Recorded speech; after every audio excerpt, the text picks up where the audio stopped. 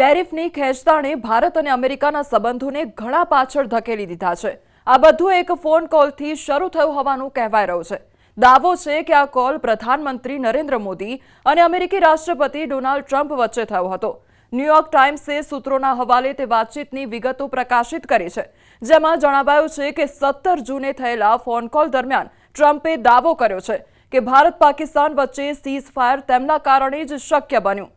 વળતા જવાબમાં પ્રધાનમંત્રી નરેન્દ્ર મોદીએ રોકડું પરખાવ્યું અને દાવાને સખત રીતે નકારી કાઢ્યો।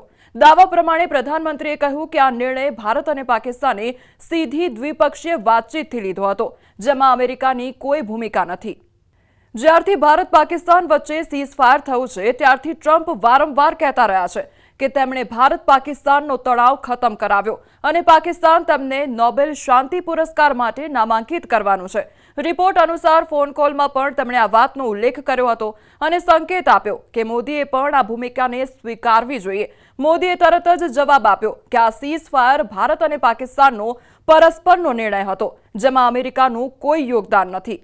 દિલ્હીમાં ટ્રમ્પના આ નિવેદન પર ઘણો રોષ જોવા મળ્યો। વિદેશ મંત્રાલયે સ્પષ્ટ કર્યું કે ભારત કોઈ ત્રીજા દેશની મધ્યસ્થી સ્વીકારતું નથી। રક્ષા મંત્રી રાજનાથસિંહે સંસદમાં જણાવ્યું કે ભારતે પોતાના લશ્કરી અને રાજકીય ઉદ્દેશો પૂરા કરી લીધા હતા। આથી જ સંઘર્ષનો અંત આવ્યો। વિપક્ષી દળોએ પણ આ મુદ્દે સવાલ ઉઠાવ્યા। કોંગ્રેસ નેતા મણિક ટાગોરે કહ્યું છે કે પ્રધાનમંત્રી અમેરિકાના આવા દાવાઓ પર તાત્કાલિક જાહેરમાં પ્રતિક્રિયા આપવી જોઈએ। સરકારે સમયાંતરે આ મુદ્દે ખૂબ જ દ્રઢપણે જવાબો આપ્યા છે। મોદી અને ટ્રમ્પની વાતચીત બાદ બંને દેશો વચ્ચે ચાલી રહેલી વેપાર વાટાઘાટો પર પણ અસર પડી। ટેરિફ અને બજાર પ્રવેશ જેવા મુદ્દાઓ પર વાતચીત પહેલેથી જ તણાવપૂર્ણ હતી।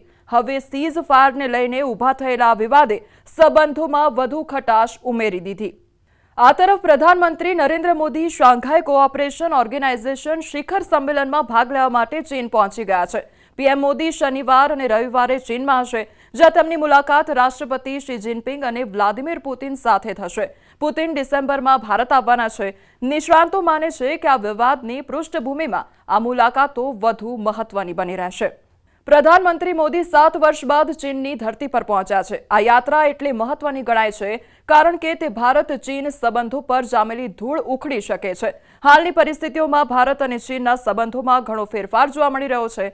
7 વર્ષ બાદ બંને દેશોના રાષ્ટ્રાધ્યક્ષો સામસામે આવશે, એ પણ સંપૂર્ણપણે બદલાયેલી પરિસ્થિતિઓમાં, જેના પર વિશ્વની નજર ટકેલી છે। અગાઉ ભારત અને ચીન વચ્ચેની રણનીતિક અને સૈન્ય પરિસ્થિતિઓ અલગ હતી, પરંતુ છેલ્લા કેટલાક મહિનાઓમાં વૈશ્વિક સ્તરે બનેલી પરિસ્થિતિઓએ બંને દેશોને નજીક લાવ્યા છે। ખાસ કરીને રશિયા સાથેના સંબંધો અને અમેરિકી રાષ્ટ્રપતિ ડોનાલ્ડ ટ્રમ્પના અડગ વલણે એશિયાની બે મહાસત્તાઓને એક જ રસ્તે લાવી દીધી છે। પછી ભલે તે અમેરિકા દ્વારા ચીન અને ભારત પર ટેરિફ લગાવવાનો મુદ્દો હોય કે રશિયા સાથેની રણનીતિક ભાગીદારી, બંને દેશો એક જ પ્રકારની રણનીતિ અપનાવી રહ્યા છે। ન તો ભારત અમેરિકાની દાદાગીરી સામે ઝૂકવા તૈયાર છે, ન તો ચીન।